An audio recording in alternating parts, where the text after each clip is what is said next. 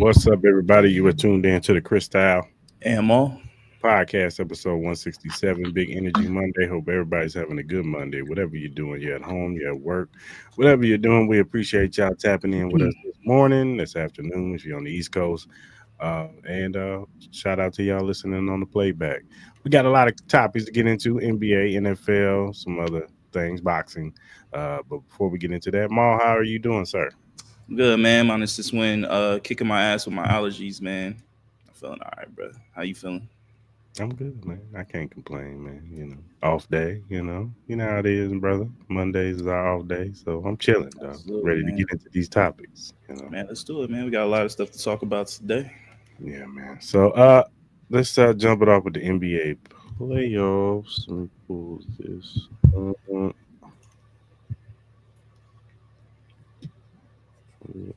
There you are. All right, man. Let's start on the Eastern Conference first. So the Boston Celtics, what they do? Boston Celtics bounced back from an 0-2 deficit with a 115 to 93 win in Game Three. Peyton Pritchard provided a spark off the bench, and the team hit 23 pointers. Jason Tatum passed Kobe on the all-time playoff scoring list during the game. What is your thoughts on that game, sir? Honestly, it was a big disappointment. Obviously, it was a great game by the Celtics. You know, what I mean, they were able to bounce back. Hitting their threes. They're about 20 or 40. They're about 50% hitting threes. Jason Tatum, he had an okay game. You know, what I mean, he was 8 of 20. He wasn't really that spectacular. He was able to hit his threes 5 out of 9. So had 22 points. But it really comes down to my disappointment level with this New York Knicks team. Like, this is the third game in a row where offensively they just don't look like they have any idea what they want to do. You have players like Karl Anthony Towns, and Mikal Bridges, and OG Anunoby, who just the whole time it just looked like they weren't awake, they weren't alive, they weren't ready for Game 3. Jalen Brunson looked like he wasn't his normal aggressive self. And then next thing you know, they're down by 20, 30 points again. You know what I mean? And you can't keep hoping that you can make these miraculous comebacks from 20 points every time. It's just not going to happen. It's a big game for them tonight. You know what I mean? They really need to have a really impressive showing in this first half, because it's really going to say a lot about this team on how mentally tough they really are. Like, obviously, I'm not going to really say that about Jalen Brunson and some of these guys, because we did see it with, a couple of these comebacks. But, they got to find some creativity on this offensive side. Somebody really wants to, like, this team really needs to be more aggressive. Mikal Bridges, bro, they traded 5 first-round picks for you. Like, you need to, like, yeah, okay, you made a couple great stops and key moments in games 1 and 2 to get you guys going. Yes, you did perform well in the fourth quarter, but, like, where is the consistency with you and this team and them trading 5 first-round picks? Because there is another conversation that we're going to have where they wasted a lot of this capital on you when it could have went towards somebody else that potentially may deprive them of getting said player. Mikal Bridges needs to step up. OG Anunoby needs to step up. And, Mitchell Robinson, I know it's been kind of like this whole story of him, this Hacker Robinson thing that Joe Mazzulla has been doing, kind of, breaking the rhythm of the game for them and trying to get Mitchell Robinson out of the game, because he does impose a different impact on them. It's having a big body there that helps defend. He could switch. He can guard the perimeter. He can guard inside. But what are you doing in your offseason as an NBA player and you're shooting below 40% from the free throw line? Like, I've seen videotapes of this man and how he, like, it's kind of crazy for me when you watch, and I'm sorry I'm going on this long tangent about this series, but it's just something that needs to be said. Like, we see, it's certain players you see videotape on in the summer where these guys are doing and one mixtape shit. You know what I mean? Against other NBA players. But for some reason, when it comes to the NBA season, these guys look like they don't even look like their summer player. You know what I mean? Like, it makes no sense. Like there is no reason why an NBA player, I don't care what position you play, is shooting below 50% from the free throw line. And some of these free throws are just tragic, bro. Like, you know what I mean? Like some of y'all grandmamas could shoot better than what Mitchell Robinson is doing. And it's crazy. And then I don't understand what his whole purpose of is saying, like, people are, clowning on him or something about his free throws and stuff like that. When all game 3, I saw New York fans being very supportive of Mitchell Robinson, trying to help him get through this mental hurdle of him shooting these free throws. So this Knicks team needs to show me something in Game 4, because if they lose this game and they're down by 20 again, this is going to be a sweep in other proportions of it. I get you won the first two, but the next 4 are going to be a sweep. So this is what it is. For sure. All right, so then we got the Indiana Pacers versus the Cleveland Cavaliers. The Pacers took a commanding 3-1 series lead after a dominant 129-109 victory in Game 4. Pascal Siakam led with 21 points, while the team set franchise and NBA playoff assist records for a half. The Cavaliers struggled with 22 turnovers, and Donovan Mitchell exited early due to a left ankle injury. What is your thoughts on that game, sir? I'll start off with the Pacers. Impressive win. Very dominant win, especially coming off that loss in Game 3. But this is another team with the Cavaliers. It's very disappointing. You have all this talent. You've been the number 1 seed. You've been so dominant in the East that the mental toughness of this team will get questioned. The injury aspect, I get it. You can't control injuries and stuff like that. And I'm not going to sit here and, badmouth somebody for getting an injury. Like, it sucks that Donovan Mitchell has suffered this injury. It sucks that Evan Mobley and DeAndre Hunter and Darius Garland are going through injuries. But again, this is a mental toughness thing with this team, and it's a consistent thing with these Donovan Mitchell teams. Like, Donovan Mitchell has been to the playoffs, I think, every year he's been in the league. I think the last whatever amount of years, and he's never gotten past the second round. You know what I mean? This is a team that should easily be making the Eastern Conference Finals, and there's no disrespect to the Indiana Pacers, but for what we saw all year, for you to put on this type of showing, for Darius Garland, who I understand is playing with a tough toe injury, can't, kind of suck it up and play through it. It's mental toughness for me. Like, this is the end of the year. This is what you guys been gearing up all year for, is making this big playoff run. You have one of the best seasons in Cavaliers history, yet for you guys to just lay the egg in the second round and not even put – and this game was the most pathetic effort I've ever seen. Like, you guys are down by damn near almost 50 in this game. In a meaningful playoff game, you guys put that effort. If I'm a Cavs fan, I would be highly disappointed. It's just, how much faith can you have in this team? You know what I mean? With this kind of showing, like, it's just the mental toughness is not there, and it's pretty pathetic to see. And that performance was utterly just tragic. You know what I mean? Yeah, for sure. All right, let's go to the Western Conference. Oklahoma City Thunder and Denver Nuggets. The Thunder tied the series 2-2 with a gritty 92-87 win in Game 4. Shai Gilgeous-Alexander scored 9 of his 25 points in the fourth quarter, overcoming early struggles and a standout defensive play by Russell Westbrook. The game was noted for his historically poor shooting, with a combined 33.5% field goal percentage, the worst in a playoff game since 2004. What are your thoughts, sir? I'm surprised how ugly this series has been. You know what I mean? Especially with, you have two of the top premier players in this league, and Jokic and Shai Gilgeous, and just how these two teams play. These two teams play some of the most beautiful basketball in the NBA currently, and this has been one of the more uglier series in this second round. I don't think we've gotten top tier performances from Shai or Jokic in this series. Jalen Williams needs to step up. He's been utterly non-existent in this series for the most part. I think minus Game 2.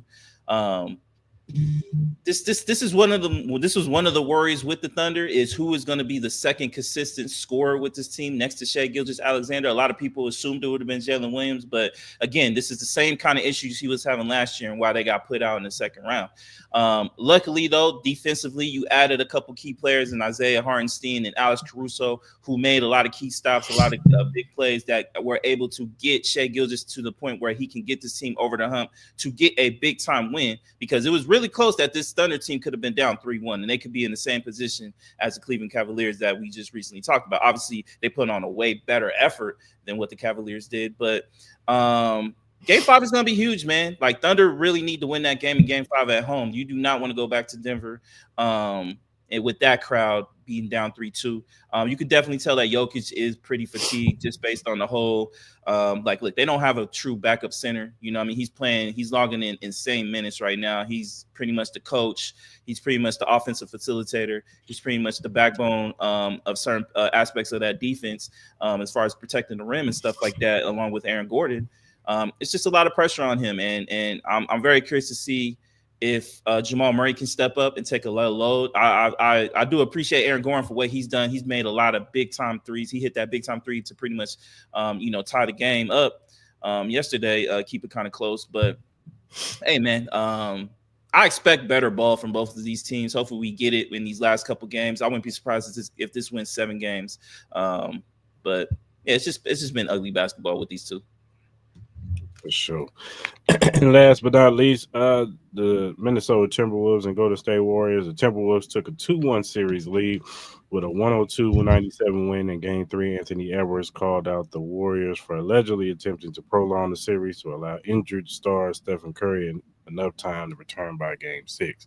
What are your thoughts, sir? Obviously, we all know what the goal is for the Warriors, man. They need to win one more game to try to get Steph Curry back, you know what I mean? Because the only chance they have is just trying to get to 6 games, and hopefully he can play. And that's not even a guarantee that he's going to be able to play Game 6. I'm sure he will definitely try. But for me, man, this just like the Timberwolves really annoy me, you know what I mean? And it really comes back to them playing my Lakers, bro, because and I've said this before and I'll keep saying it, bro. I don't care what any other fan base says. A lot of teams play the Lakers like it's their Game 7 in the NBA Finals. This is just the reality of it. They play so damn hard against this team, and then they play it, and then they go, look, they look like the best team in the league when they play the Lakers, right? I think you could attest to that. They look like they were clicking on all cylinders. Dalton DiVincenzo, Julius Randle, you have Rudy Gobert out there looking like Shaq, and I get it. The Lakers didn't have a predominant center, but neither does the Warriors. They're literally the same exact team with just probably better shooting and maybe and then Draymond Green, who's probably a little bit better defensive player than anybody that we probably currently have. But you like Jerry Vanderbilt and all that. And yet the Timberwolves look like some damn frauds, bro. They look like a completely different team. They don't look as confident. They don't look like they're as hungry. They just look like they're kind of going through the motions. And for somebody, I'm a very big Anthony Edwards fan. You know what I mean? He's definitely probably top 3, top 4 of my favorite players in the entire league. Definitely, probably most likely top 3. But for them to put on these performances against a Curryless Warriors team, and then for them not to be as dominant as they should be, is one of the reasons why this team annoys me, and a lot of these teams in this league annoy me, and how people treat the Lakers like it's the goddamn Game 7 in their championship. It's just annoying, man. This team should be running through the Warriors. They should have low-key probably swept them, but for some reason, we're in a 2-1 series, and I wouldn't be surprised if the Warriors win tonight. I really wouldn't. I wouldn't be surprised if we got a big Jimmy Butler game. I wouldn't be surprised if Podziemski and Buddy Hield go off, and then the Timberwolves are down by 15 going in the fourth quarter, because you know what? It just is what it is with them at this point. So that's just kind of my more overall sentiments of it. It's more of an annoyance thing with me, but you know, the Timberwolves should be clearly winning this series. It should be 4-0 right now, or this should be a sweep, but it's not. For sure. Well, we got Game 4 for the Boston Celtics and New York Knicks tonight, and we got the Timberwolves and Golden State. So we shall see how those play out. All right, man. Today, now they're going to be doing reveals of the schedule leading up to Wednesday. So today was the season opener. I think tomorrow is I think it's the ESPN games tomorrow or the international games tomorrow. I think they're announcing a lot of international games today. I think it's tomorrow morning. Good Morning Football announces international games. And then Wednesday, it's like all the Monday night and all that stuff. I don't know. But today they revealed the season opener. We are getting the Philadelphia Eagles versus the Dallas Cowboys in Philly for the season opener. So we're getting Dak Prescott versus Jalen Hurts, division rivalry, NFC East. What are your thoughts on that, sir? You know what? Like at the end of the day, I'm sure it's pretty hype for the Eagles and Cowboys fans. You know what I mean? I think it's very interesting that they decided to do a big time NFL rivalry game, you know, this early in the season. I'm sure we've seen it before, you know what I mean, just like on Sundays, but for a Thursday opening, you know, Super Bowl champ, you know, revealing the banner and all that, I'm pretty surprised. But hey, it's going to get hell of ratings. It's going to get top tier ratings. I think it's going to be a hell of a game, kind of, you know, going right into it, a divisional game. You know what I mean? How much these two teams hate each other. It's going to be interesting. I'm going to be very intrigued. I'm sure everybody else will be. But you know, it's kind of overall thoughts, just a little surprising, but hey, they're going for the ratings, and what better way to do it than, you know, pairing up the Cowboys, one of the biggest franchise and biggest fan bases in the world, to, you know, the Philadelphia Eagles, who just coming off a big time Super Bowl championship win over your Kansas City Chiefs. Oh, you had to put that out there like that. It's just the reality, my brother. Sorry. Why you had to put that out there like that? A lot of superstar talent on these teams too. Dak Prescott, CeeDee Lamb, Saquon, Jalen Hurts. So yeah, it's gonna be big. Yeah, for sure. Yeah, you know, it's gonna be interesting starting off with a division game, and how important those division games are when it comes to the playoffs. Yeah. This is gonna be right out the bat. You know what I'm saying? We all know that. And then we all know that season openers tend to be overreactions too. It doesn't always tell the story on how these teams are going to look towards the end of the season, you know. So it could be a blowout. It could be a big game, you know what I'm saying? Dallas could win this game, you know, and then all the Dallas Cowboy fans are going to go crazy. And I hope we go to the Super Bowl. We be defending Super Bowl champ. You know how that goes. So, yeah, it's gonna be interesting. You know. Let me ask you, who do you think this favorites more? With it being so early, do you think it favors the Eagles, or do you think it favors the Cowboys? Well, I would say it favors the Eagles because the home team is 15-5 in season openers. So you don't think the distractions of them getting, you know, the banner and pretty much the hype of it? Question. What's up? Would you say this is the most quiet Super Bowl winning team in the off season? What do you mean by that? Like, you usually hear more hype for a Super Bowl team. Like, it's not like, you know what I'm saying? Like, it tends to be a little bit more hype for the Super Bowl winning. Maybe so, but I think it has a lot to do with, you know, I think a lot of the storylines have been around Shador. You know what I mean? I think a lot of that has been into that situation, especially around the draft. Like, look, man, I think I kind of agree with you, but I just think a lot of the storylines have kind of superseded what the Eagles did. And I thought it was very impressive what they did against the Kansas City Chiefs. You know what I mean? You guys were looked at as like, everybody's tired of y'all with. You know what I mean? So I think everybody got that big eruption the moment they won it. And then, you know how it is, like something of that magnitude, there's a big deflation, you know what I mean, that always comes to it. You know what I mean? At the end of the day, now it's becoming that the Eagles are just, they're becoming you guys in a sense, not like as far as like the consistencies of winning, but just the dominance of roster display that they have accumulated. Me and you have kind of just been getting to the point, even with the draft, where it's just kind of like, damn, they got another one. They got Jahad Campbell. You know what I mean? Where it's just like, all right, like we get it at this point. Like they're really good. Like Howie Roseman is probably one of the best of all time, and he's heading into that kind of category as far as like constructing rosters. Like, you know what I mean? It gets to the point where it's just like, how are they always consistently just re-upping on superstar talent? You know what I mean? We saw in last year's draft for Cooper DeJean and Quentin Mitchell, and you know, now they got two top elite corners, you know what I mean, that made big impacts in the Super Bowl. Cooper DeJean had one of the bigger picks that pretty much solidified the Eagles pretty much, having that big lead, you know what I mean? So and then you get Saquon Barkley, you have one of the best old lines, you got Jalen Hurts that a lot of people didn't assume that could get to this level, but he's able to do that. You get the Deontay Smith and the AJ Browns, and it just becomes to the point where it's just like, all right, we get it. You know what I mean? And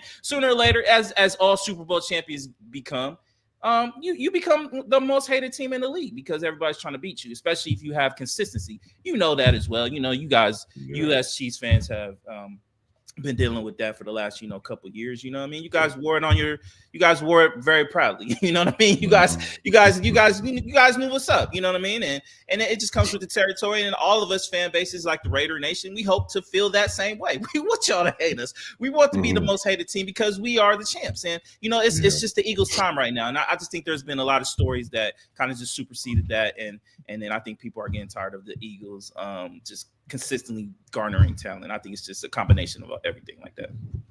I was just wondering. I was like, it's kind of quiet, man.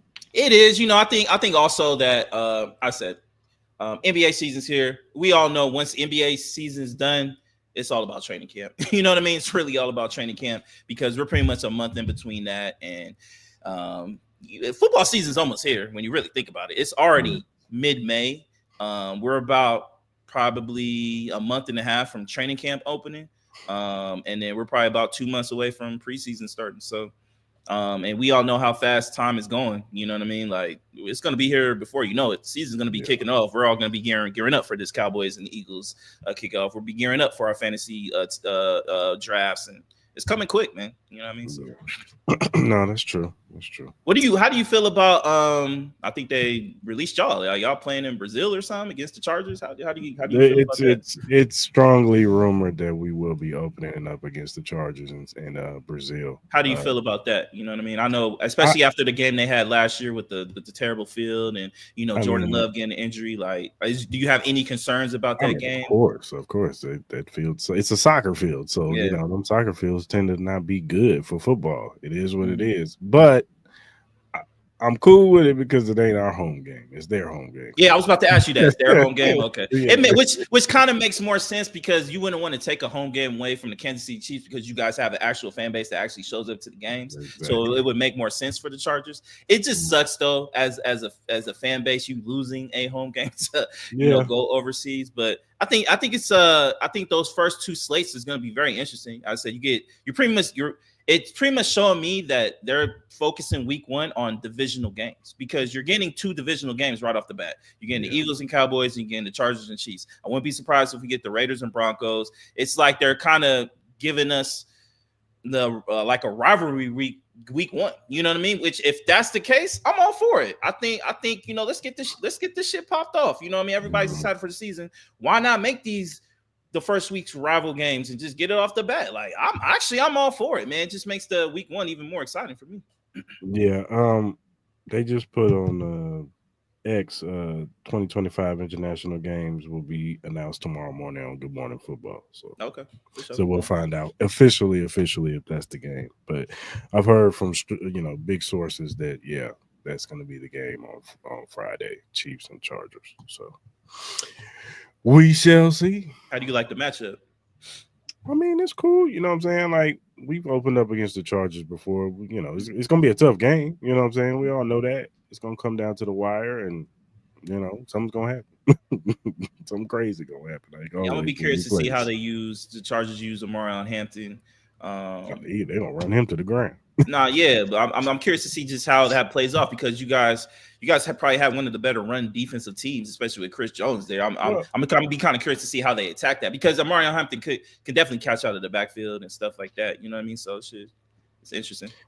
Well, it's gonna be interesting to see how our run defense looks this year because we brought Mike Pennell back, but we lost Derek Nottie, we lost Deshaun Warden, who was instrumental in that run defense in the interior. Chris Jones, he's pretty good. He's gotten better against the run. He used to be a headhunter where he would just like forget the run. I'm just going at the quarterback. But as time went on, he's gotten better at that.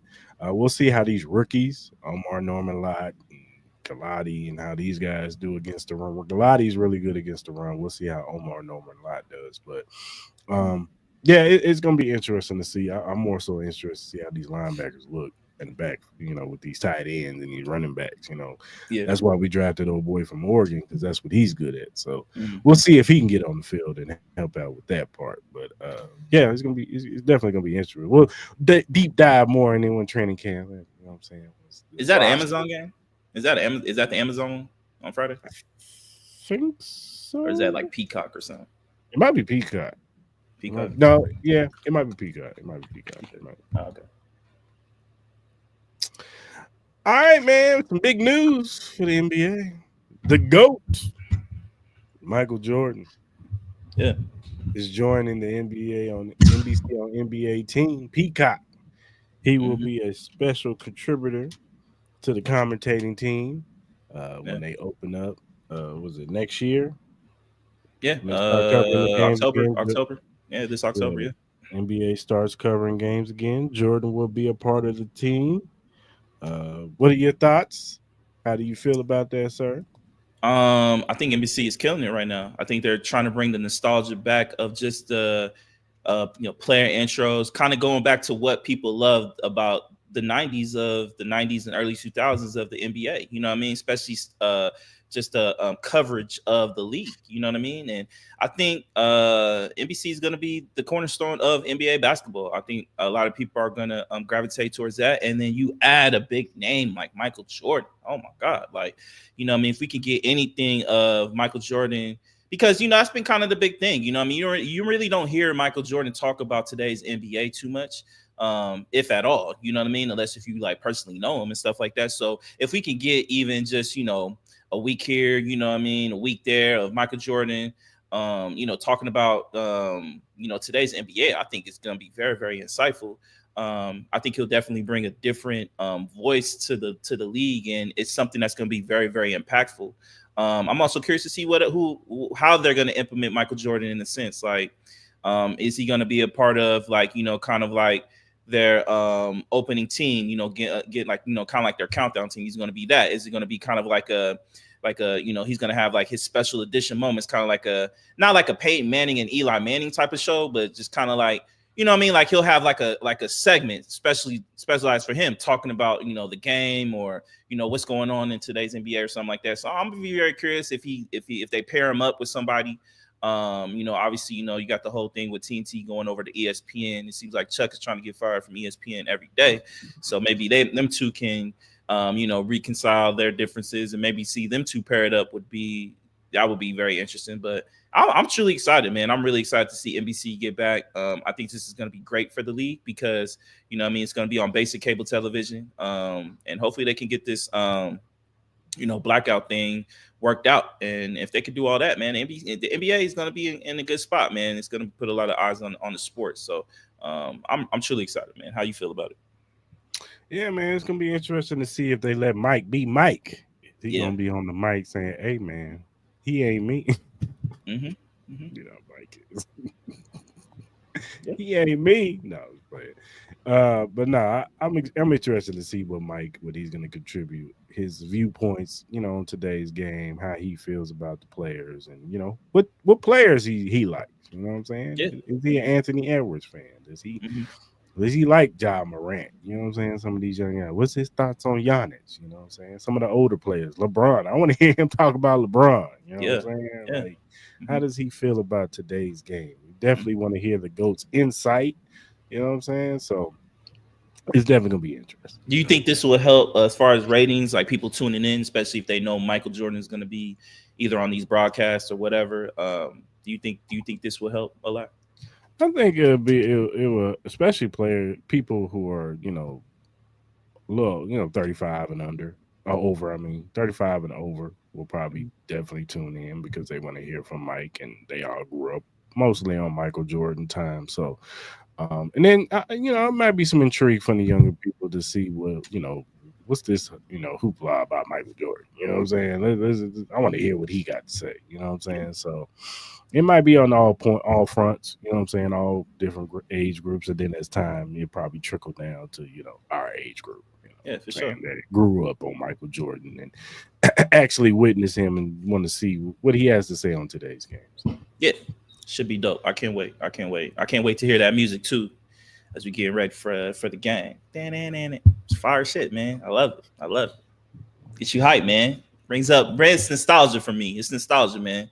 You know what I mean? Them Kobe days, them Patrick Ewing, Tim Duncan, Charles Barkley days, man. It's just for me and you, that was some of the best basketball we seen. You know what I mean? So I miss it, man. any little nostalgic stuff, whether it's just the theme song, seeing Michael Jordan, the way they broadcast it, I think it could help for sure.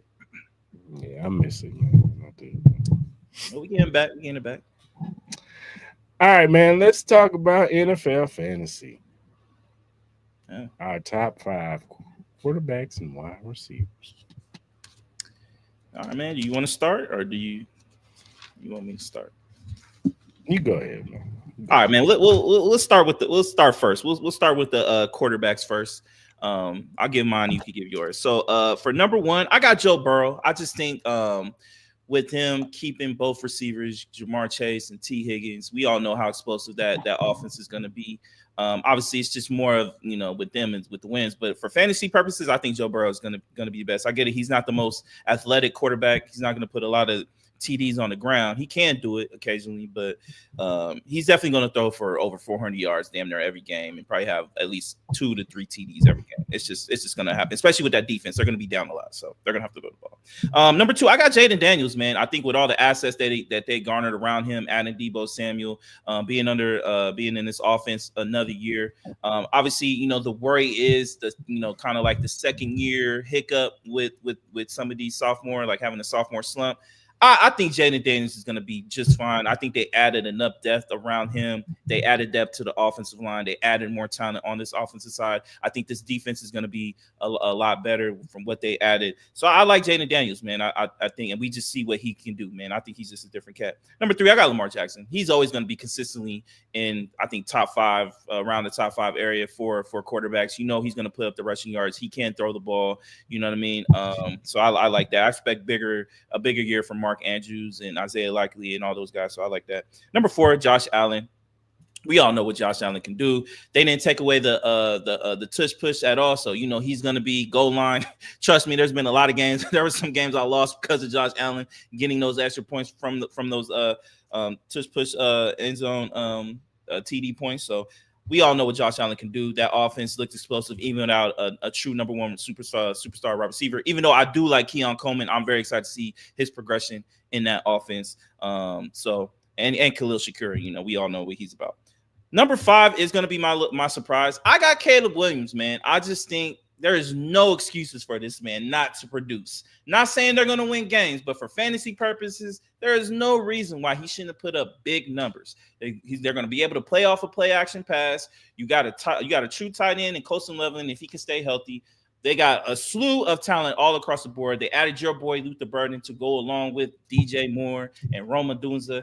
There's no excuses from Caleb Williams not being a top 5 quarterback, especially you adding offensive-minded head coach in Ben Johnson. So Caleb Williams will be my surprise as far as my top 5. All right, man. Number 1, I'm going Lamar Jackson. I'm gonna go with the dual threats. I hear you about Joe Burrow. I get it. You know what I'm saying? He puts up big numbers, but I'm gonna go with the guy who can throw it and run. Okay. Number 2, I'm going Jaden Daniels. I'm with you on that one. Same reason. You know what I'm saying? He's probably a better passer than Lamar Jackson, so you can make an argument he could be number 1 on this list. Yeah, you could. But but I'm gonna go number 2 because he's still that sophomore slump that could sneak up in there. We saw CJ Stroud. Absolutely. So absolutely. you know what I'm saying? So I got Joe Burrow's number 3. You know what I'm saying? Like you said, man, he's gonna put up he's gonna have to score 50 points because the defense is gonna get 50 points. Yo, facts. This is what it is. Especially seeing that Trey Henderson quotes. Yeah, seem like he's gonna be showing up to training camp anytime soon. He might be on a different team. So I'm gonna put him number 4. I'm gonna go with Josh Allen. I'm with you on that. He's a dual threat too. He's got the big arm. He doesn't have a per se number 1 wide receiver, but we'll see the development of Keon Coleman. See if he can develop into that. Khalil Shakur is still pretty good. They signed Joshua Palmer. Didn't they sign Elijah Moore? I think they did. I could be wrong, but we can double check on that. Yeah. But they got a nice little slew of wide receivers. James Cook out of the backfield. He dumps it off to him. I think they got the Ty Johnson kid too that they use in the past game. So, and then they got those 2 tight ends with Knox and Kincaid. So, look, number 5, you probably gonna look at me crazy, but I'm putting my boy Patrick Mahomes, man. Oh my God, he's getting back on the list, baby. You couldn't resist. Rasheed Rice is back. He was already going to be a fantasy league monster. My man Xavier Worthy's going to be in his 2nd year, and Hollywood is going to be healthy this year. And watch out for Jalen Royals. Yeah, I said it. Rashad Smith coming out the backfield with Isaiah Pacheco. Our offense is coming back, and we coming back with a vengeance, and we want it with blood. I said what I said. I'm not. Give me your honor. I was going to ask you. Give me your honorables. Yeah, who do you think could also crack? Dak Prescott, because he gonna put up a whole bunch of empty calorie yards. Yeah, with George Pickens and CD Lamb, and then I got Jordan Love. Yeah, man. I for my honorable mentions, I got CJ Stroud. I think I love them adding the addition of the 2 Iowa State wide receivers. I think that could be huge. I think they're going to have a healthy year. Obviously, I'm still worried about the offensive line and just the consistencies with that. But I think he has a shot. Baker Mayfield, I think you always have to put him in there. Like, you know what I mean? Especially who else? We just talked about, like, they got like 5-6 legit receivers that can be starting. So there's no reason why Baker Mayfield shouldn't at least try to be cracking top 5. Yeah. And then last, I got Matthew Stafford. I think the addition of Devontae Adams, Puka Nacua, and what they have, I think he could also crack it. It's just as far as like the consistency. Obviously, the injuries and stuff, you gotta be a little bit worried, but I think he has potential. All right, running backs, man. I'll let you go first, man. Who do you got for your you did wide receivers. I thought we were doing running backs. You put wide receivers on the notes. Oh, we did. My bad. I did running backs. All right, go ahead. My bad. That's my L. I'll take the L. Go for it. I could do it on top of the dome. Number 1, I got Jamar Chase. Don't need to be said, don't need to be explained. You know what I'm saying? Whatever. Number 2, I got Justin Jefferson. I'm gonna roll with Justin Jefferson. He's gonna put up his numbers. I got Tyreek Hill, number 3. He's always gonna, he's a walking fantasy point getter. AJ Brown, number 4. Number 5, I got Nico Collins. Honorable mention, I got CD Lamb and Puka Nacua. Okay. Number 1, I'm gonna go with Jamar Chase. Obviously, I just trust the quarterback situation with him and that connection, so I got him number 1. Number 2, I'm gonna go with CD Lamb. I think, just as you said it, there's gonna be a lot of empty calorie yards with him and CD Lamb. But CD Lamb, as long as those 2 guys stay healthy, I think they're gonna put up big numbers. Number 3, I'm gonna go with Justin Jefferson. I am a little worried though with the JJ McCarthy situation. I don't know how consistent he can be. But I'm gonna go just based on Justin Jefferson and what he can do. I know he's damn near the best receiver competing with him and Justin Jefferson, but I am a little bit worried about that. So number 4, I'm gonna go with Ladd McConkey. I love Ladd McConkey now. The only thing about Ladd though is I know it's a little risque because I know this offense is gonna be run heavy. I know it is, but Ladd McConkey was really good, man. He was really good. So I think he's going to be one of my surprises at number 4. I hate to say that, but yeah. And then number 5, I'm going to go with Nico Collins, man. As long as those guys stay healthy, as long as Nico stays healthy, he can easily be top 3, top 5. I said the only thing that worries me is just the offensive line and can they keep CJ Stroud up. But if they can, I wouldn't be surprised if Nico Collins is number 1 because he's highly capable of doing that. For sure. Any honorable mentions for wide receivers? I did. I said CD Lamb and Puka Nacua. Oh, I didn't hear you. My bad. For me, I'm gonna go Puka Nacua, and then I'm also gonna go DJ Moore. I think DJ Moore has a strong possibility, especially with that offense. The creativity that Ben Johnson could do, I could see him also having a pretty decent year. So yeah, my bad. I got my running backs though for the running backs. I thought I put running backs. That's my fault though. Hey, man, errors, man. It happens, man. It happens. You can say that list for either Wednesday or Monday. They do it Wednesday.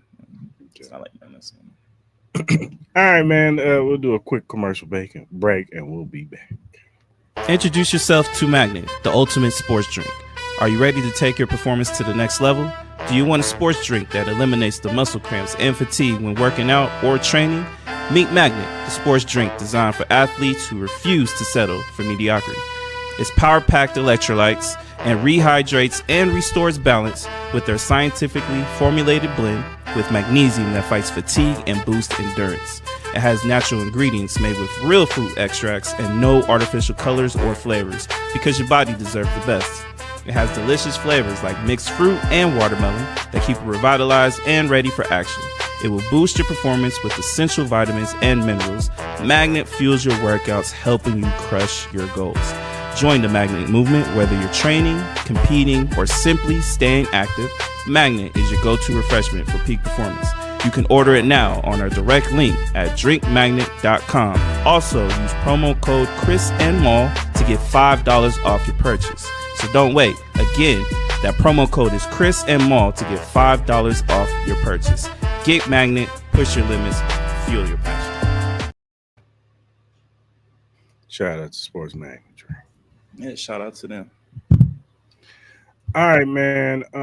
We got a little boxing news. It is reported that Netflix is strongly possible for the Canelo and Crawford fight, which means that it will be more eyes and more viewership. You ain't got to worry about no pay-per-view. You just have that Netflix subscription, and you can watch one of the biggest fights in the last decade. So, what are your thoughts on that, sir?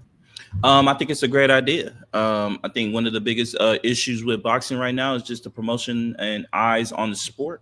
I think as far as like how they're running these big time boxing events, we're seeing them stacking these cards up in a sense of like kind of like a WWE style or like a UFC style way where we're seeing multiple stars on one card. I think it's great. You know what I mean? I'm very curious to see how they lay out this Terrence Crawford and Canelo card because it's going to be like the Super Bowl of boxing this year.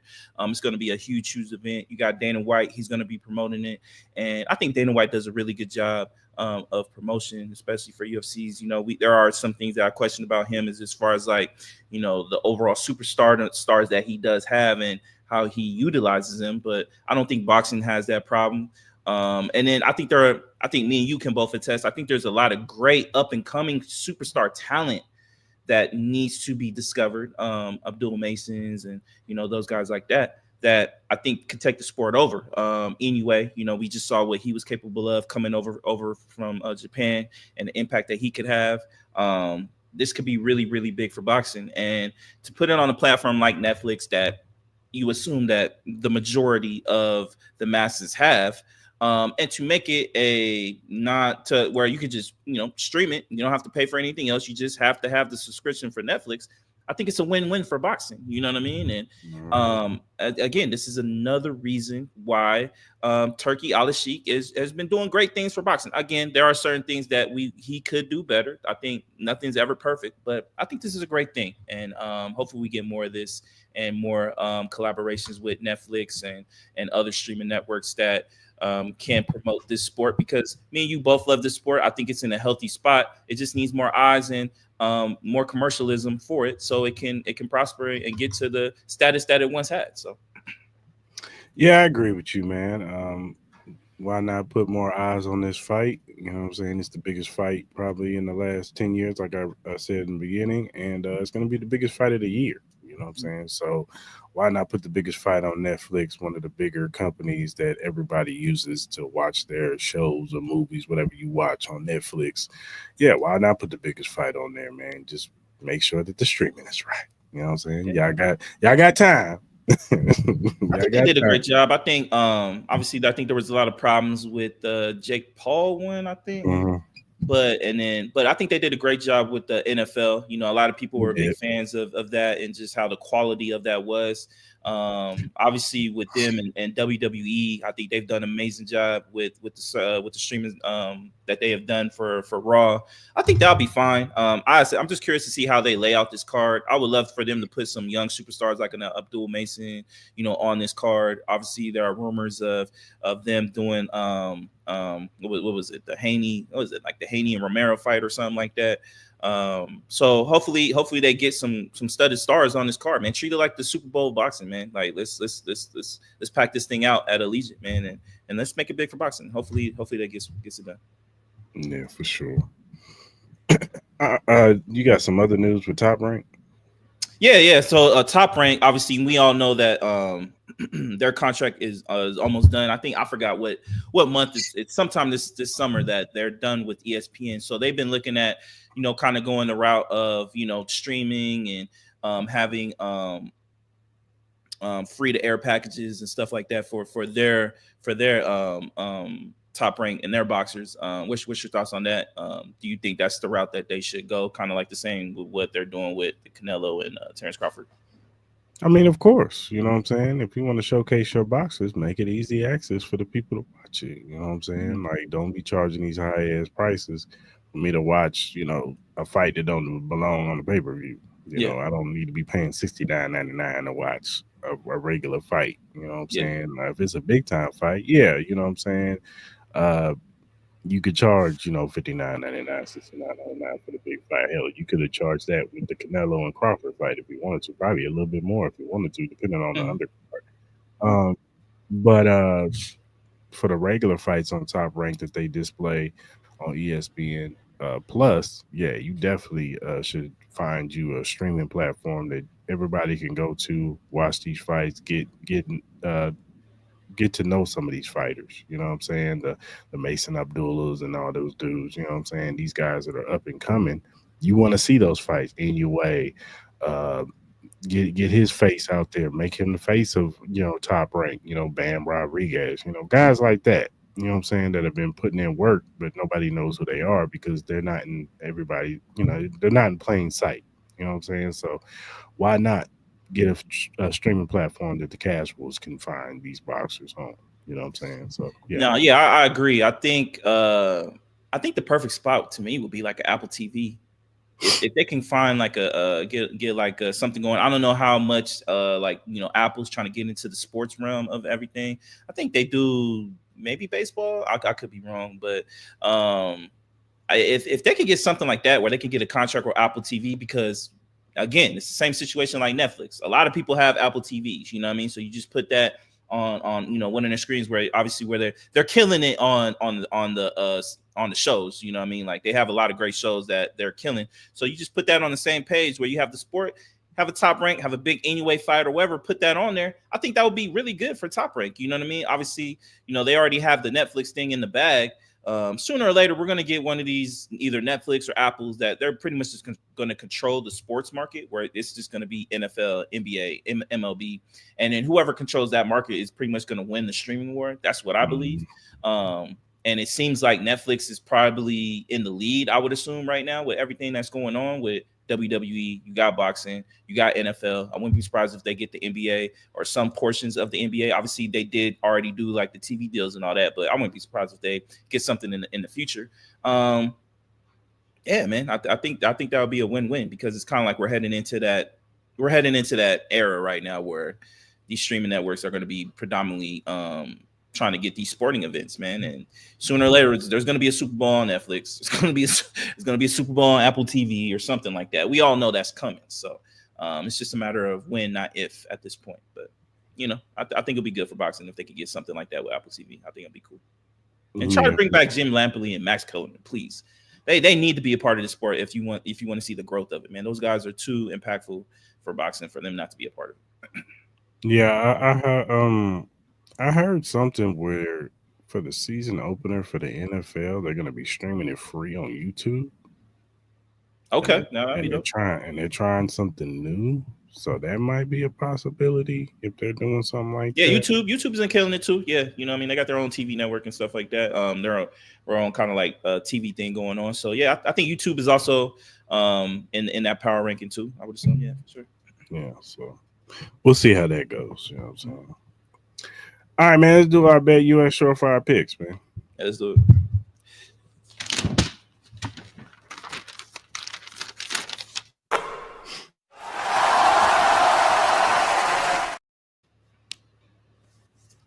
All right, man, what you got? All right, man. So I got a quick four.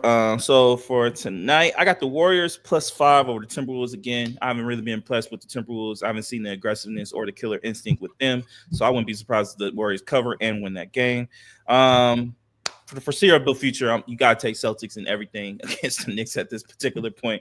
So I'm going to take the Celtics -6. I don't have any faith in the Knicks in keeping this game close. They haven't shown us anything besides, some lucky fourth quarters to get it back and win those games. But I got the Celtics -6. I expect them to win and win in a dominant fashion.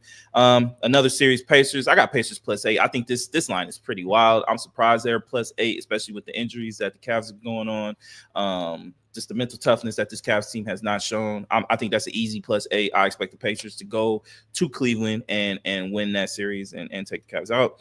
And then I got one hockey one. I got the Capitals +1.5 against the Hurricanes tonight. Go with my boy Ovechkin, man. I think they'll go ahead and tie that series up, man. So that's my quick four. All right, man. Tonight I'm with you. I got the Celtics -6. It's over, Knicks fans. Hopefully y'all get Giannis next year because it's about to be done. I'm gonna go with the Timberwolves -4 over Warriors. I think my man Ant Edwards goes off. You know what I'm saying? I think he bounces back or goes off and takes the team on his back and shows y'all why he's the truth and the realest in this game right now. I'm gonna go with the Pacers +8. I'm with you. I don't know how the hell you don't have them this line a little lower. Y'all must know something we don't know, but I'm going with the Pacers +8. I'm gonna take the Nuggets +10, but I'm not confident. I ain't gonna lie to you, I ain't confident in this, but I'm gonna take the +10 because it's been a little scrappy, a little serious. You know what I'm saying? And I still believe in Jokic. You know what I'm saying, in this team. So I'm gonna go with the +10. All right, good people. If you look at the screen, you'll see the QR code for the BetUS website. Go ahead and scan that. It'll take you there. This is first time users only. You put in your information, put the promo code in, join 125. You get 125% sign-in bonus plus 10% gamblers insurance because they got other things on there. That's 3 risk-free bets on your first 3 deposits on $100 up to $5,000. So if you bet $100 on your first 3 deposits and you lose, you keep your money. So you can win some money, or you can keep your money on your first 3 deposits. So go ahead and scan that QR code. Go ahead and sign up and tell them Cris Lamont sent you. And that does it for our BetUS Shore 5 picks.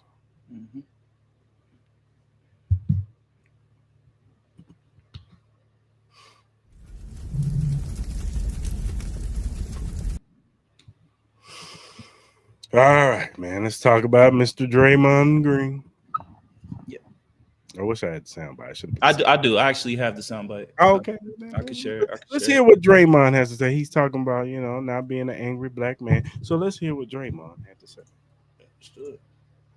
I look like the angry black man. I'm not an angry black man. I'm a very successful, educated black man with a great family. And I'm great at basketball. I'm great at what I do. The agenda to try to keep making me look like an angry black man is crazy. I'm sick of it. It's ridiculous. And this is the play that Draymond is upset about. He got a tech. All right, and so now this is Draymond's 5th technical foul in the playoffs this year. He's got like 21 technicals in the playoffs. That is second behind Rasheed Wallace. Now, look, y'all know how I feel about Draymond Green. I think he's a sucker.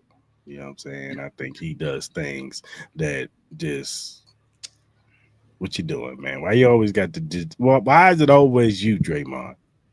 Now, I think the angry black man, there's some validity to that, you know what I'm saying? Because, when we tend to raise our voice a couple of octaves, y'all tend to be like, oh, he's angry. He's aggressive. You know what I'm saying? And, it ain't always the case. You know what I'm saying? Sometimes y'all make us that way. You know what I'm saying? But in Draymond's case, with these technical fouls, man, look, man, it would be different if it was like 1 or 2 technicals.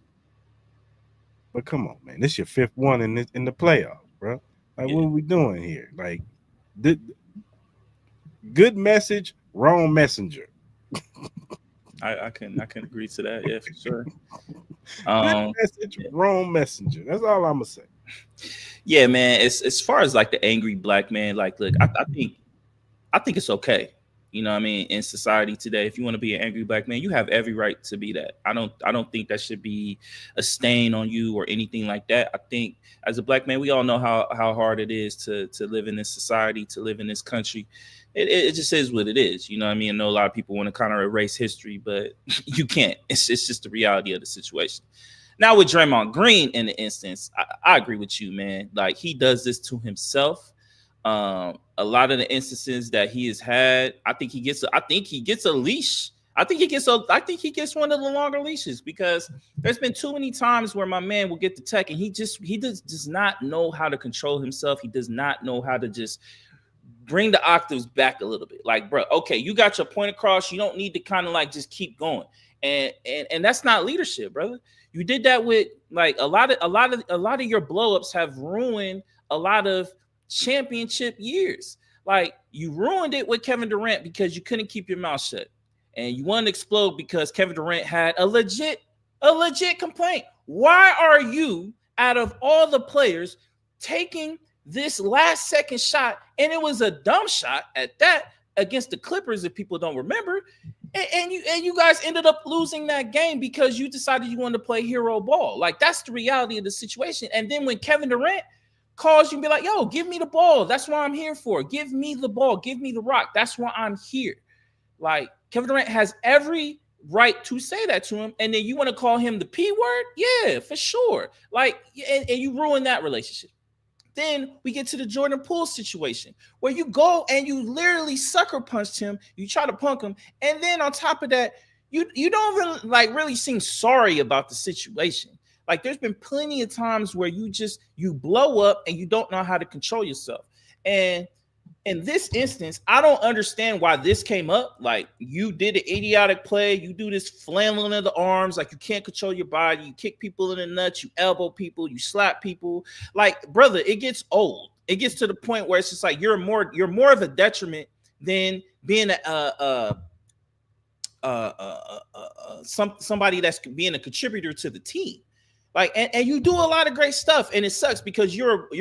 Let's face it, Draymond Green is one of the all-time great defensive players in this league. He's a champion, a multi-winning champion. He's going to go into the Hall of Fame. That's never going to not change. But don't give me this perception that people are treating you like an angry black man when you do it to yourself, brother. As Cris says, right message, just the wrong messenger. But at the same time, it ain't even the right message because you do it to yourself. Like there is no right message, brother. You do it to yourself. And it's just like, brother, it gets old. It gets old. And you're getting at that age, brother, where it's just like, you got to be more mindful of what you do. Like you made these steep comments that you guys are going to win the championship in All-Star Weekend. So you put that pressure on you guys. Wasn't necessary. We kind of knew it when you guys get Jimmy Butler that you guys had the opportunity to be college contenders. And I love the confidence, but there's no reason for you to do that. There's no reason for you to swing your arms and always try to yell at the refs and cuss them out. They gave you the T, bro. Just walk away, bro. You know you're a couple T's away from being suspended in a crucial series that you're trying to make sure you can get to a game 6 or a game 7 so you can get your superstar back and potentially make it to the Western Conference Finals. You guys early in the year look like we're about to be a lottery team.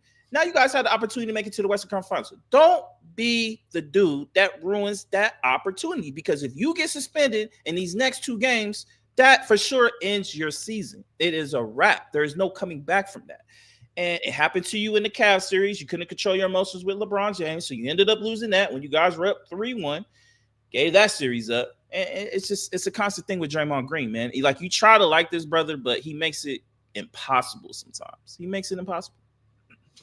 Yeah, I agree, man. I don't know, man. He puts it on himself. Though. Yeah, he does. We got a little breaking news from TMZ. Tory Lanez has supposedly been stabbed in prison and rushed to the hospital. Yeah, I saw that. Prayers out to Tory Lanez. I saw it wasn't non-life threatening injury, so we assume he's gonna be okay. But yeah, man, free my man Tory, man. To this day, like I know how certain people feel about the whole Tory Lanez and Megan Thee Stallion case. I've already stated how I feel about that. I feel like my man has been wrongfully accused. I will always stand on that. No one can change my mind. But at the end of the day, it is what it is. So hopefully he can just, get through this. Hopefully it's not some situation where this is like some gang related shit or whatever. Hopefully he can get through this, man. That's something you do not want to see. He's a creative guy. I know he kind of announced his an album coming out this summer. So I don't know if that's going to jeopardize that. Obviously, that's not the most important thing. His health and his livelihood is more important. He still has a family. He has a son. So we don't want to see this. So prayers out to him, man. Hopefully he can get through this, man, and find his way out of jail, man. Yeah, y'all crazy in these comment sections for real, boy. Y'all vicious. It's probably all the Megan Thee Stallion fans, huh? They ain't holding no. I saw a couple. Like, I'm be honest with you. Nah, I ain't gonna do it. We're trying to grow this show, so I ain't gonna do it. We got a lot of growth to do. All right, man. Let's talk about Antonio Brown, man. There's a conversation about him being on the greatest wide receiver list. People are talking about AB possibly being on this list. There are people that think he shouldn't. There's people that think he should. I just wanted to know, check your temperature. Where do you have AB amongst the greatest wide receivers of all time? Like with the eye test, we all know that Antonio Brown was the greatest. Obviously, there's been a lot of instances of his own doing that, his numbers, like I'm looking like I think he's ranked 26 all time in receiving yards. He's ranked 26 all time in receiving TDs, 25th in catches. So he's in about that range as far as stat wise. But we've seen what he's capable of doing. Now it gets to the question, like, obviously we all still assume, I think me and you can both assume that Jerry Rice is probably still the greatest receiver of all time. I think me and you both can agree to that. I think most of us will probably assume Randy Moss is probably the second greatest receiver of all time. Some people might want to. I got T.O., but you got. I'm not mad. As I said, it's going to be a conversation between Randy Moss and T.O. To me, it's all about how you feel about them at the end of the day. Yeah. I'm not mad. You could go T.O. 2, Randy 3, Randy 2, T.O. 3. I'm not mad. You could put 2A, 2B, whatever. Right. It's literally between those three. If you want to, I think Jerry Rice is Jerry Rice. I think it's T.O., Randy Moss. And then I think you get to the situations where obviously you got cats like Isaac Bruce, Tim Brown, Steve Smith Sr., Marvin Harrison Jr., Reggie Wayne, Andre Johnson, Anquan Bolden, Julio Jones, Torrey Holt, Mike Evans, cats like that. I think you could put Antonio Brown in that kind of category. I think I know Antonio Brown's crazy. I personally would have him at least in the top 10. Me personally, just eye test alone, I would have him in my top 10. That's just me. Well, how do you feel about Antonio Brown, and where could you see him ranked? Now, I ain't gonna lie to you. I was warring with this because I was like, where do I put him above? But like you said, I got Jerry Rice, T.O., and Randy 3. Yep. Some people might disagree my number 4, but I always thought this dude showed up. He put up big numbers. And he showed up in big time games. Michael Irvin. I think Michael Irvin don't get talked about enough. Yeah, Michael Irvin. I can see that. Like he showed up against the best. You know what I'm saying? So I got Michael Irvin number 4. Now here's my discourse. I was warring with Cris Carter, Marvin Harrison, and Antonio Brown. Those 3 right there. I was kind of like, I like Antonio Brown more than Cris Carter. That's me. That's just me. Marvin Harrison Jr. was elite.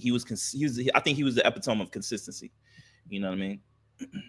I ended up putting my Antonio Brown number 5 on my list. I'm not mad at that. And I put Marvin Harrison 6. I put Cris Carter 7, Larry 8, Julio 9. I couldn't think of 10 because there's like so many players. What about Calvin Johnson? Where would you see? Damn, I forgot about him. Calvin. What about Calvin? Yeah, I like the thing with Calvin is it's just obviously he ended his career. He ended his career, but you saw it. Like he was T.O. and Randy. He was the man. Yeah, I think you have to have Calvin Johnson. I think you have to have Calvin Johnson ahead of Michael Irvin. I think. Yeah. So I think Antonio Brown 6. Yeah. You would probably have the Antonio Brown 6. Antonio Brown, Michael Irvin. I love Michael Irvin. I would probably me personally, I'll probably have Antonio Brown ahead of Michael Irvin. So I'll personally probably have Antonio Brown still 5. Maybe 6. Michael Irvin's definitely in top 10 though. Michael Irvin's definitely in top 10. I think I think Isaac Bruce and Torrey Holt don't get talked about enough. I think those guys don't get talked about enough. He don't get talked about enough. I think Torrey Holt is amazing. Steve Smith was really good too. I might put him at number 10 because of his size. Steve Smith Senior, because his size and how dominant he was at his size, like. You got to kind of I think you have to put him at number 10. Julio was just the problem with Julio was that injuries. It was the injuries, but it was also like they didn't throw him the ball enough. No, they didn't. It was always like you would watch a game and you'd be like, he'll make a couple great catches, and then you'll be like, why are they not throwing him the ball? He's like open. He'd be like a cat that'll have like 150 yards with like 4 catches. You know what I mean? You know what I mean? He'll be like because you can make an argument like as far as a special athletic freak, he's up there with Calvin Johnson. Oh yeah, 100%. Because he had speed, but he was big, so he had that TO in him too. It was just the injuries too. The hamstrings would always mess with him. What about Devontae? Do you think he cracks? You think he's getting close? I wouldn't be mad at Devontae. The thing about Devontae Adams is that he was great at Green Bay eventually. Like he wasn't great off the bat. Like there was some discourse on Devontae when he first came. I remember when he was discourse when getting him. Like people in Green Bay wanted to get rid of dude when he first got into the league. And then all of a sudden it was just like bam, like he just took off. You know what I'm saying? Like he worked on his game or whatever, and then he just took off and became the best wide receiver in the league in his era. You know what I'm saying? Yeah. So I would be mad if he cracked the top 10. But outside of Green Bay, like he had some good year. He had a good year with you guys. Yeah. But then, he left. He didn't do too good with the Jets. We'll see how he looks with the Rams. But I wouldn't be mad if he cracks the top 10. I wouldn't have him like top 5 or nothing. I know Colts fans are mad at us, but we didn't mention Reggie Wayne. Wayne, he's nice. Here's the thing about Reggie Wayne. Reggie Wayne would probably be if we're talking one of the greatest number 2 wide receivers of all time, then yeah, you put Reggie Wayne on that list. Not to say that he wasn't great when he became the number 1, because he really was good, but I never looked at Reggie Wayne as the best wide receiver in the league. Yeah, I can see it. I can understand. I've always said, he's a top 10 wide receiver. In his time when he was the number 1 guy, I've always said, he's the top 10 guy, but I've never said, Reggie's number 1. He's the guy. Like, there's nobody better. Like, but if we're talking like when him and Marvin Harrison was doing it, you could talk about one of the better duels in the league. You know what I'm saying? So I gotta have my boy Tim Brown in there too, man. I can't disrespect my boy. Tim is nice. No, I can't disrespect my boy Tim. Tim definitely got to be in the top 10 for me. Tim was nice, most definitely. Tim Brown was nice. As far as in today's game, how many cats can you see in today's game that would rightfully earn their right into the top 10? Like if you had to make a projection, who could you honestly see? I mean, you can project Tyreek Hill. You can definitely project him. I mean, of course, Justin Jefferson, Chase. What about CD or AJ Brown? AJ Brown more than CD. I need a couple more years with CD. But definitely AJ. AJ Brown should be on that list. What about D-Hop? How do you feel about D-Hop as far as D-Hop is in the same realm as Devontae to me. Mm-hmm. Maybe a little bit more consistent from a standpoint of he did it with quarterbacks that were terrible. Yeah. Like he was putting up numbers with Matt Schaub, dog.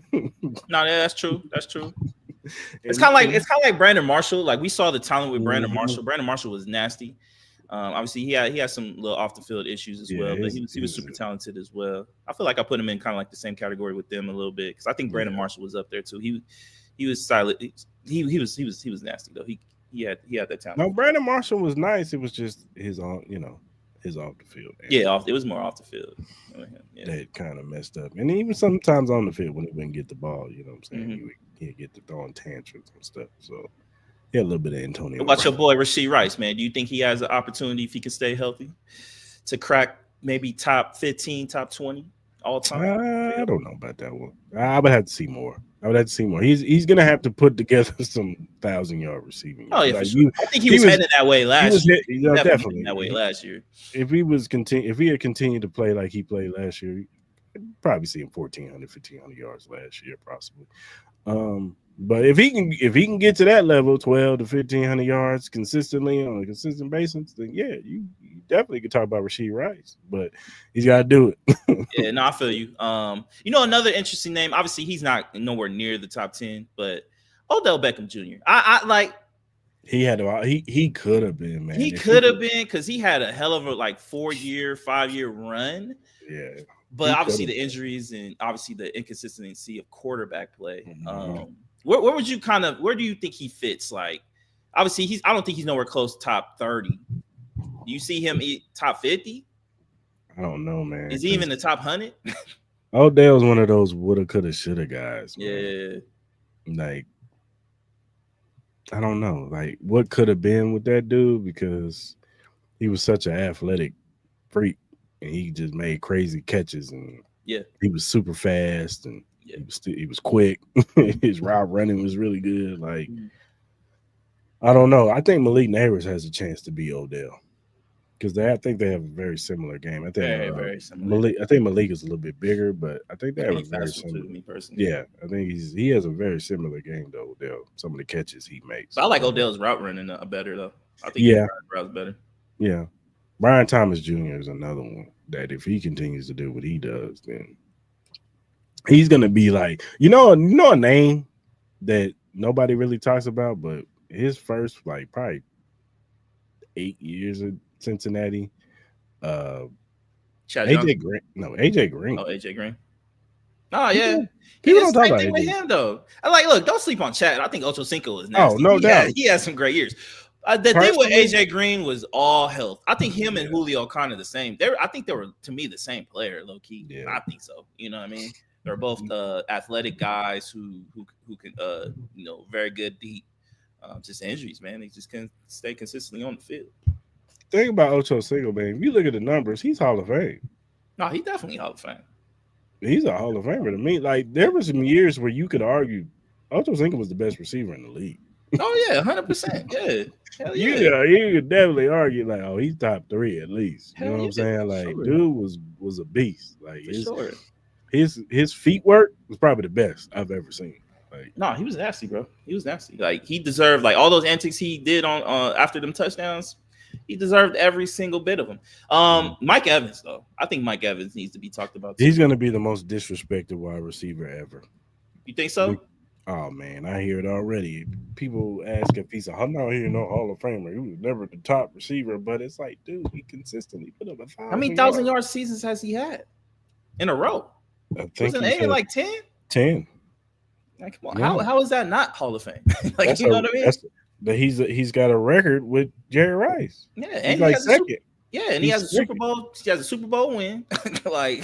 Like he's had too many big games. I wouldn't be surprised if he got another 1,000 yards this. Like, I think it'll be a little bit tougher for him just with the amount of receivers that they have. But you still think Mike Evans is definitely the number one on that team for sure. He's been putting up 1,000 yards since his rookie year.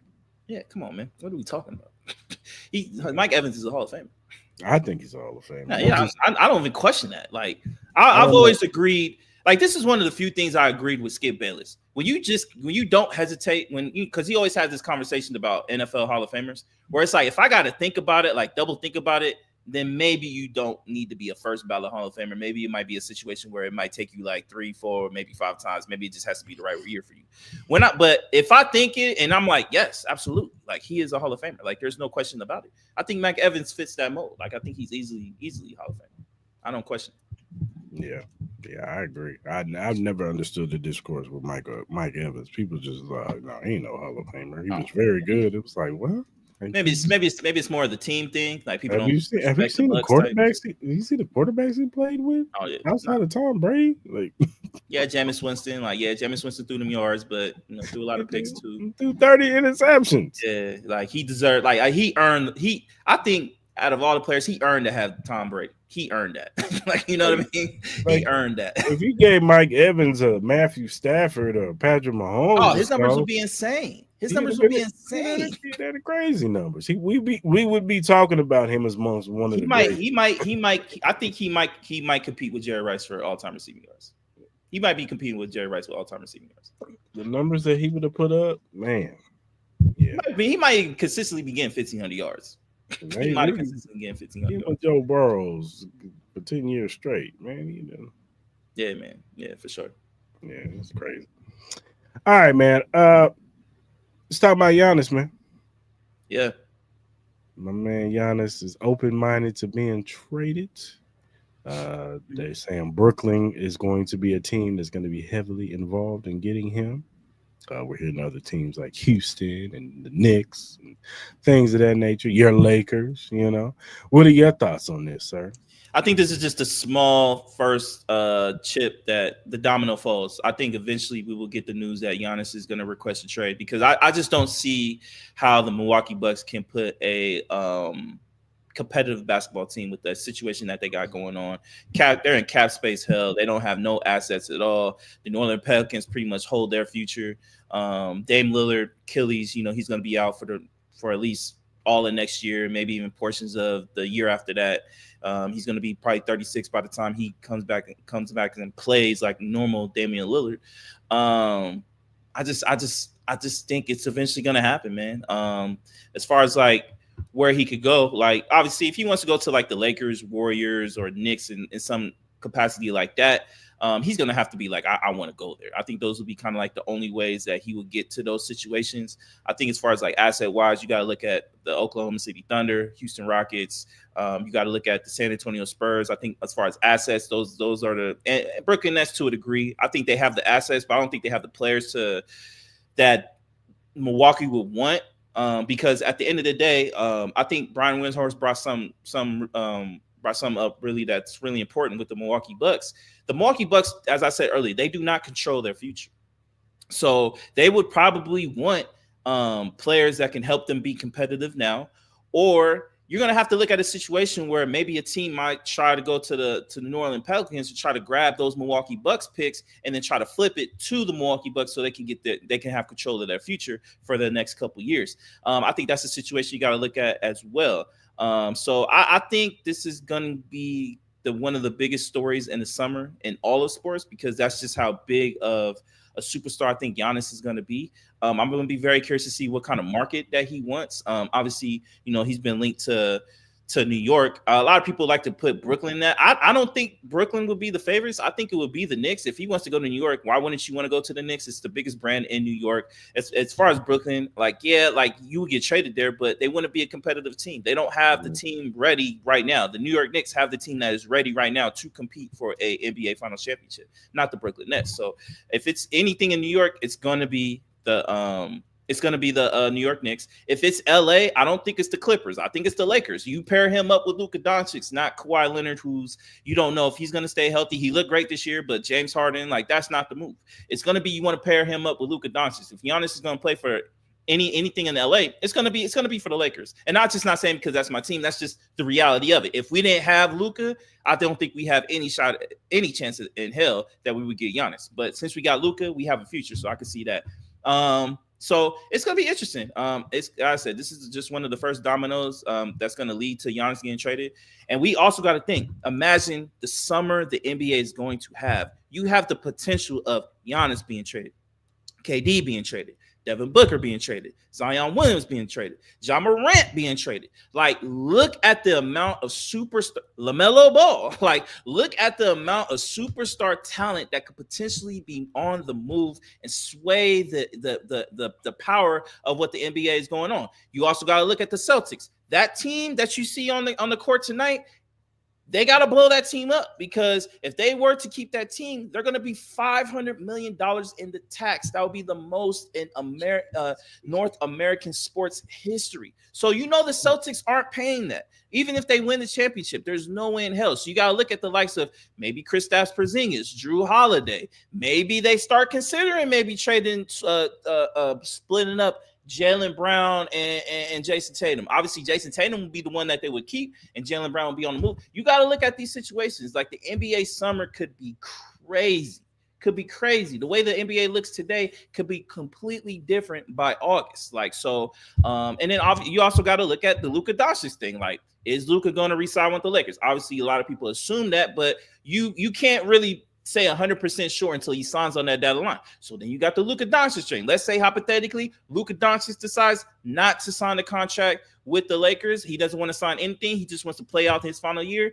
Then the Lakers got to strongly consider moving Luka, because you can't sit there and hope that he resigns. You got to trade him for some assets. So you got to look at that situation. This NBA summer is going to be bananas. Then you got Cooper Flag coming in. So NBA is going to probably take over the summer, obviously, until football. And I get it. The initial thing with training camps will always be exciting, but after that, people are going to be done with it. Hall of Fame game, people are going to be ready for the season. So the NBA could really control the whole summer. So It's going to be very, very interesting going into the offseason. And what's gonna conspire, because it could be a lot of superstar talents moving around. Yeah, man, it's gonna be interesting to see where these players go, man, and how it will shake up the NBA. Will shake up some of these teams, man, and make them more championship contenders. You know, the New York Knicks, you see them struggling right now with the Celtics, and they probably should be down 3-0 right now. Should be. But you know, some debacles by the Celtics. They kept this series going. But if they had Giannis, maybe this is a little different. So we'll see where Giannis goes. And like you said, some of those other players go, man. Well, definitely be interested in the offseason. Where would you like to see Giannis go? I would like to see him in the Knicks jersey. Knicks jersey. And what do you think happens to your boy, Dane? What do you think happens? I don't know, man. It's not looking good. It might be up for 2025, 2026 season. Yeah. For sure. But I'll pray for a speedy recovery, man. Oh yeah, for sure. Yeah. What's your thoughts on ain't it the ball picking thing tonight for the NBA? Oh, the ball picking thing. What? You talking about the draft, the NBA draft lottery? It's gonna be huge. Obviously, I think it's gonna. You got to look at it. I think Houston has the opportunity to. I think it's Houston. Yeah, I think they have the opportunity to have a top 4 pick. You got to look at that. I think the San Antonio Spurs have 2 lottery picks. I think the Philadelphia 76ers, I know a lot of people haven't been talking about them. They've been kind of out of sight, out of mind. They have an opportunity to, have a high end pick. That's the whole reason why they tanked. They could be in the Cooper Flag situation.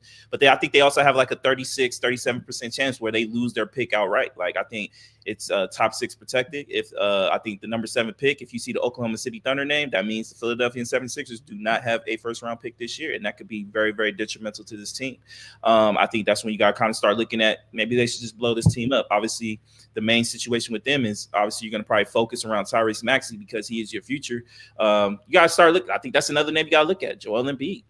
Do they consider moving on from Joel Embiid? He has a lot of issues with his knee, but there could be some desperate teams out there, i.e. like the Lakers, man. They need a big man. I think the Lakers would kind of swing for the fences because it's going to be a proposition where if Joel Embiid stays healthy, he's an MVP talent. You know what I mean? It's just if he can stay healthy and if that knee can hold up. I think that's just the major thing, and that's a big, huge, major thing. So pay close attention to the draft. I think it's 4:00 Pacific time, 7:00 Eastern. It's right before the Celtics and Knicks game tonight. So that's something that we should all look forward to.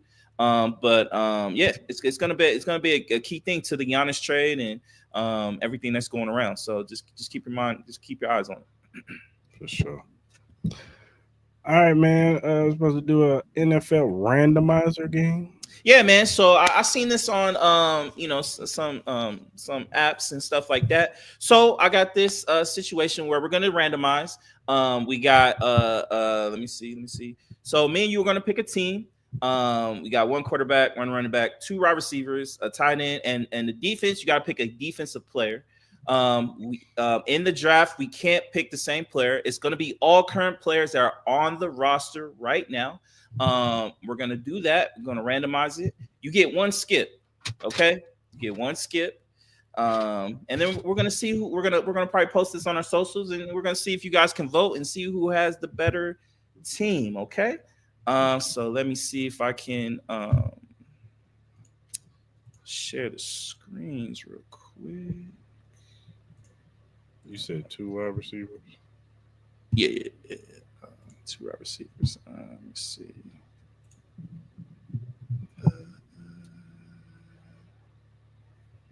So we got a quarterback, a running back, 2 wide receivers, a tight end, and a defensive player. Okay. All right. All right. Let me get ready real quick. Let's see.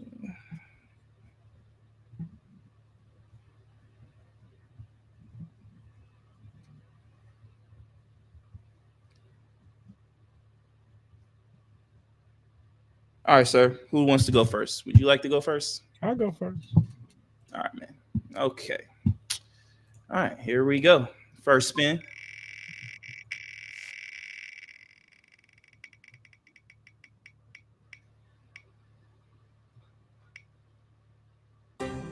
Chicago Bears. All right, man. Who's your pick? Who you got? Or would you like to take your skip? Your one and only. I'll take DJ Moore. DJ Moore? Okay. DJ Moore. First one. All right. Now it's my turn. Okay. All right. Let's see what's up.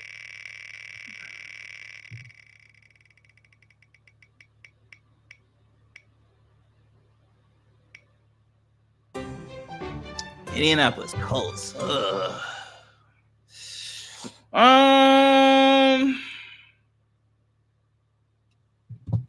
take Jonathan Taylor. I'll take Jonathan Taylor. You got JT right there. I'll take Jonathan Taylor. But they got so many other great running backs, though.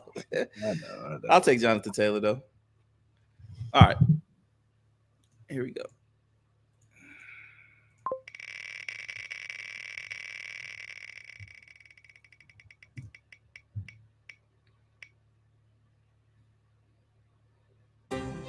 Tennessee Titans. Would you like to make a draft pick, or would you like to take your one and only skip? Skip. All right. All right, skip that. All right. Here we go.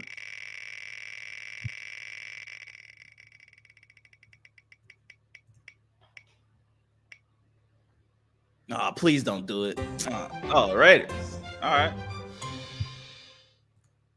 Who you want? Give me Ashton Genty. Yo, why you say it like that, bruh? You was hoping it was your boy, huh? Yes, I did. Go ahead. All right, Ashton Genty. All right. No.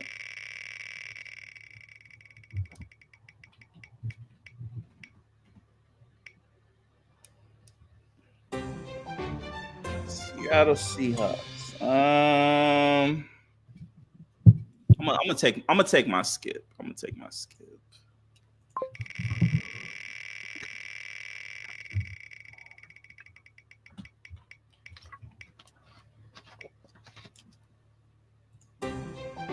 God damn. Fuck. What Jesus? Who the fuck do they have? Who do the Titans have? Calvin Ridley.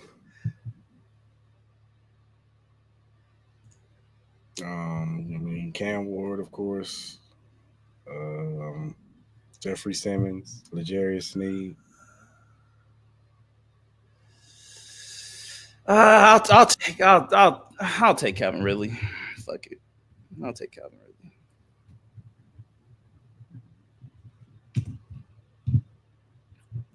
All right.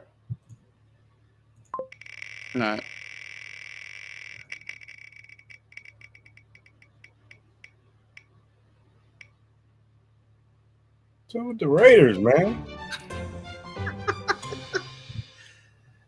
All right, man. Who you want? Give me Max Crosby. Max Crosby? Yo, don't sleep, man. We got a lot of great players. You're taking all my players. God damn it. All right.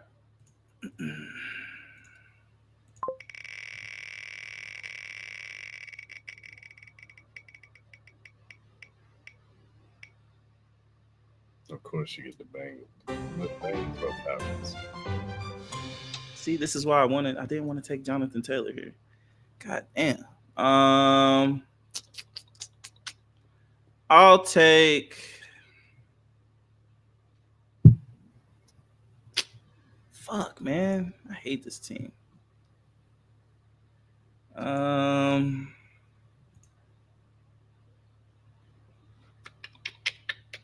I can add tight end, man. Kyle Pitts. Oh, man. Fuck. No, I'll take AJ Terrell. Okay. I'll take AJ Terrell. Fuck it. All right, man. You got a quarterback, wide receiver, and a tight end left.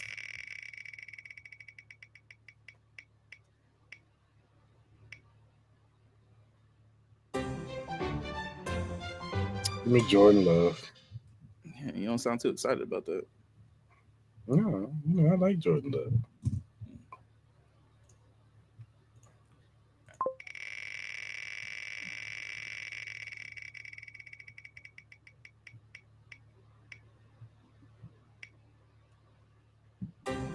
Yes. Give me Jaden Daniels, my boy. Give me Jaden, man. Thank you. About time something good happened to me. Lord Jesus. Give me Jaden Daniels. All right, man. All right, you got wide receiver and the tight end left.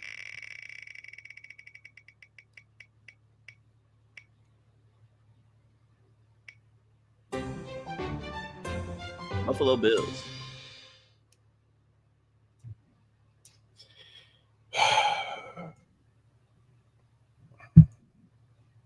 Let me Khalil Shakir.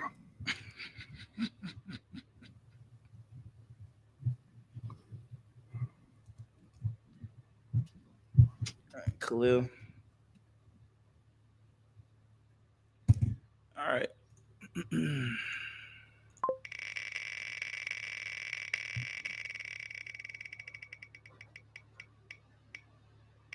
Of course, you get Miami. Let me get Tyreek Hill, my boy. I already wrote it in. I just wrote Let me get Tyreek Hill, man. Come on, I appreciate you, my boy. Thank you. All right, man. Last one. You get a tight end, man. It's for a tight end, man. So let's see what you get. Come on, Sam Laporta.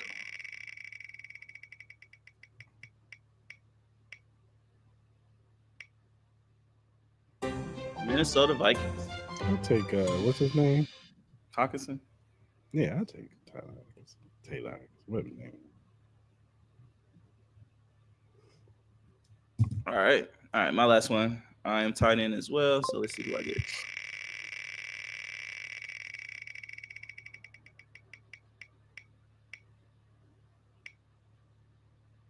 Commanders. Who's their tight end?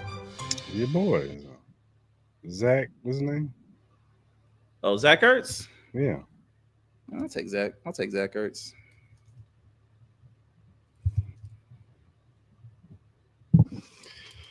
All right, man. So we'll post it on our socials. And try to see if we can get some votes out there. See who has the better team. All right. Good graphic for this.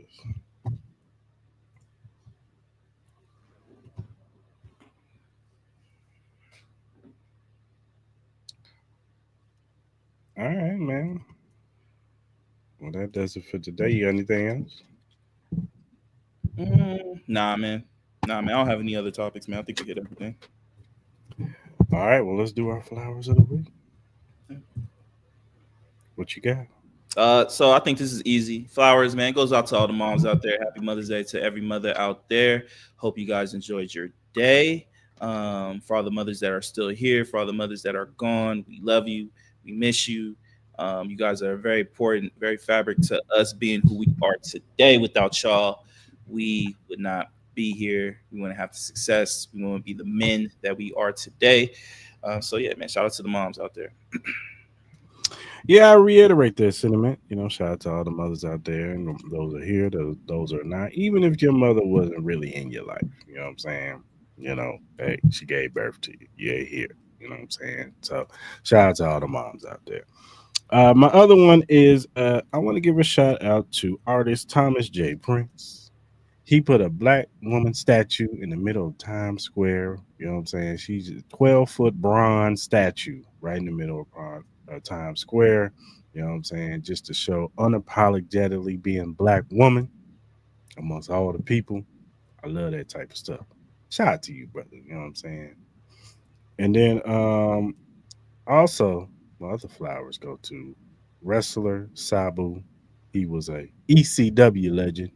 He passed away yesterday at 60 years old. I know I think he had cancer, something like that. But he ended up passing away, so I wanted to give him his flowers because he was essential to the ECW. All my wrestling fans out there, if you know anything, ECW was a big time thing in the 90s. Paul Heyman was the owner of ECW. That's where he came from. And a lot of his ideas got stolen from WWE, from ECW. So shout out to Sabo. Mm-hmm.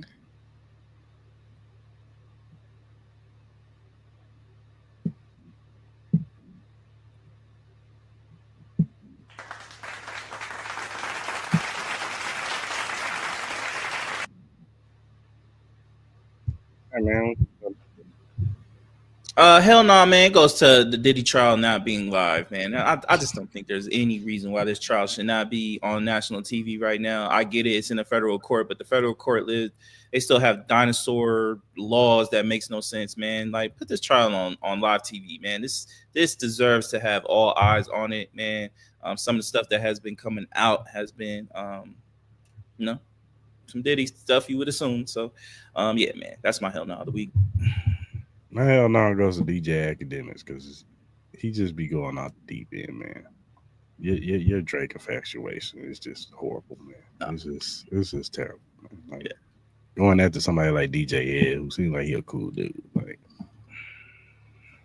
going after all these women that you be going after, like, and you be just disrespectful with it when you know you ain't built like that. Yeah. Now you be talking real reckless, bro. Like you just one of the hardest dudes in the world. Like, you know damn well somebody walk up on you, you get slapped up. Yeah. And that's just by the female. So I just, you get hell no the week, man. Oh my God, bro. Oh hell no, man. What the fuck, man? Get your ass on, boy. You get your goddamn ugly ass on.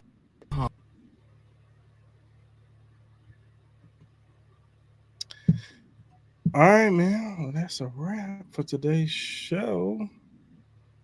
If you look at the screen, all my WWE fans out there, if you click that QR code, you can go to our WWE shop and get the latest of gear from John Cena to Randy Orton, Seth Rollins, Roman Reigns, Penta, Dom Mysterio, Finn Balor, all your greats, Rhea Ripley, Bianca Belair, Io Sky. Whoever you love as a superstar, you can get their gear through our WWE shots. So just click on that QR code and it will take you straight there. Also, don't forget to get our merch on the Printify link on our social media sites. Get the black one, the white one. We got the Golden Knight one. We got the dad hats. Go ahead, tap in with us. Get our merch. And if you want to donate to our platform, you can donate at our Cash App, Cristal Mall Podcast. We will accept anything that you are willing and wanting to donate. We will greatly appreciate it. Whatever streaming platform you use, whether it be Spotify, Apple, Google, Amazon, iHeartRadio, whatever you use to listen to your podcast, Cristal Mall Podcast is available.